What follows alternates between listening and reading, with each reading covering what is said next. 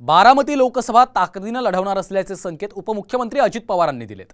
राष्ट्रवादीतल्या फुटीनंतरची ही पहिलीच निवडणूक असल्यामुळे अजित पवार गटाचा कस लागणार आहे। त्यामुळे अजित पवारांनी बारामतीकरांना भावनिक आवाहनही केलंय। बारामतीमध्ये पवार विरुद्ध पवार हा सामना रंगणार हे आता निश्चित झालंय। पाहूयात। आजवर वरिष्ठांचं ऐकलं, आता माझं ऐका। अजित पवार यांची बारामतीकरांना भावनिक साथ। अजित पवार समजून मतदान करण्याचं आवाहन।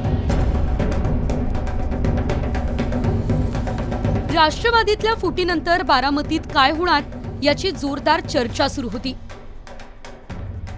अजित पवार यांनी पहिल्यांदाच बारामतीत ताकदीने लढणार असे संकेत दिले, तर अजित पवारच उमेदवार आहेत असं समजून महायुतीच्या उमेदवाराला मतदान करा हे आवाहन अजितदादांनी बारामतीकरांना केलं। इतकंच नाही तर इतके वर्ष वरिष्ठांचं ऐकलं, आता माझं ऐका असं म्हणत अजितदादांनी भावनिक आवाहन केलं।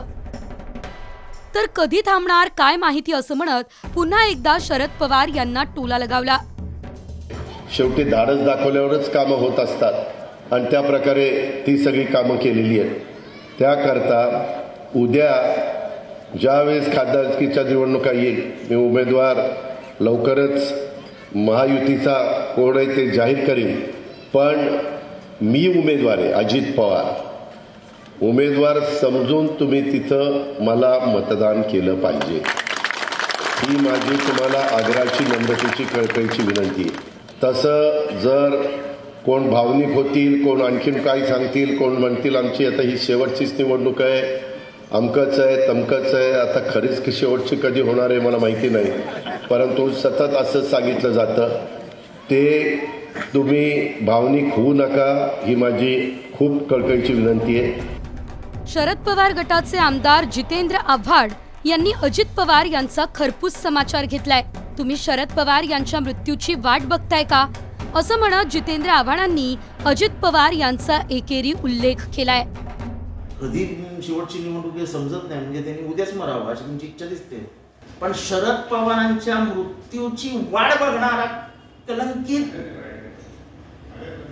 हृदय बाजूला ठेवून भाषण करणारा अजित पवार या महाराष्ट्राला कधीच आवडणार नाही, कधीच नाही, आणि बारामतीकरांना तर अजिबात नाही। शरद पवार गटाचे प्रवक्ते विकास लवांडे यांनी यावर जोरदार प्रत्युत्तर दिले। बारामतीची जनता कायम साहेबांसोबत राहणार असा विश्वास लवांडे यांनी व्यक्त केला। तर सुप्रियाताई सक्षम असून त्यांच्यामुळेच बारामतीचं नाव देशभरात गाजलं असा टोलाही त्यांनी लगावला। स्वतः 65 वर्षाचे ज्येष्ठ नागरिक असताना नरेंद्र मोदींना मात्र 74 वय झाले, त्यांना रिटायर होण्याचं दादा तुमच्या धमक आहे का म्हणण्याची? तुम्ही रोखठोक बोलता ना, स्पष्ट बोलता ना, नरेंद्र मोदींना 74 वय झाले, रिटायर व्हायला सांगा ना, बघू तुमच्यात हिंमत आहे का? त्यामुळे सुप्रियाताईंनी जे काम मतदारसंघात उभं केलेलं आहे, व्यक्तिगत जनसंपर्क ठेवलेला आहे, हे सगळं पाहता, त्यांची कामगिरी पाहता, त्यांचे विचार पाहता लोक त्यांच्याच बरोबर राहतील। तुम्ही कितीही भावनिक आवाहन करा, लोक साहेबांबरोबर आहेत, एवढंच मला नम्रपणाने सांगायचं। बारामती हा पवार यांचा बालेकिल्ला आहे, पण अजितदादांच्या मदतीने पवारांचं संस्थान खालसा करण्याचं भाजपाचा प्रयत्न आहे। त्यामुळे सुप्रिया सुळे यांच्या विरोधात अजित पवार यांच्या पत्नी सुनेत्रा पवार यांच्या उमेदवारीची जोरदार चर्चा आहे।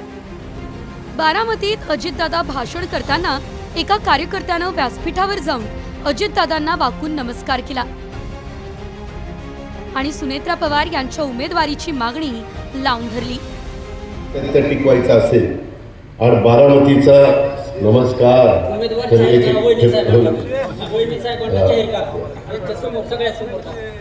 तर त्याच्यामध्ये मला आपल्याला एवढंच सांगायचं, याला म्हणतात बारामती, तर मला एवढंच सांगायचं। अजित पवार यांनी पहिल्यांदाच बारामतीकरांना भावनिक साथ घालून आरपारच्या लढाईची भूमिका घेतली आहे। राष्ट्रवादीमधल्या फुटीनंतर पक्ष संघटन विखुरलेलं आहे। बारामतीमधील राष्ट्रवादीचे कार्यकर्ते पदाधिकारी अजितदादांसोबत असले तरी त्यांना कुठलीही रिस्क घ्यायची नाही आहे। अजितदादांच्या बंडानंतरच्या पहिल्याच निवडणुकीत पराभव झाल्यास त्यांच्या नेतृत्वावर प्रश्नचिन्ह निर्माण होऊ शकतं, याची अजितदादांना भीती आहे। त्यामुळे काहीही करून अजित पवार यांना बारामतीत निवडून जिंकणं गरजेचं आहे. बंडानंतरची पहिलीच निवडणूक असल्यानं राष्ट्रवादीच्या दोन्ही गटांसाठी ही अग्निपरीक्षा आहे.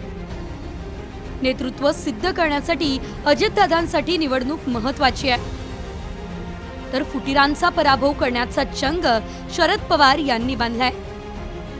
त्यामुळे पवार विरुद्ध पवार लढाईत कोण बाजी मारणार हे पाहणं महत्त्वाचं आहे. मंगेश कचरे, साम टीव्ही न्यूज, बारामती.